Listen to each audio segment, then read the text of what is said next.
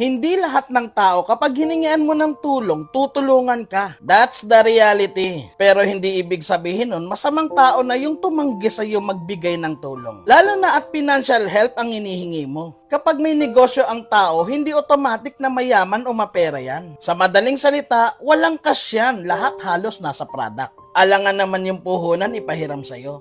Huwag po natin i-normalize yung ganyang ugali na inuobliga yung hinihingian. Kapag may naitulong, thank you. Kung wala, move on. Walang responsibilidad ang tao sa'yo. That's a fact, not unless magulang siya ng anak mo. Lahat ng tao may problema sa mundo. Hindi mo lang alam kasi nakapokus ka sa problema mo. Kaya kapag natanggihan ka, huwag magdamdam. Intindihin mo din yung taong hinihingian mo ng tulong. At the same time, bago ka humingi ng tulong, tulungan mo din ang sarili mo.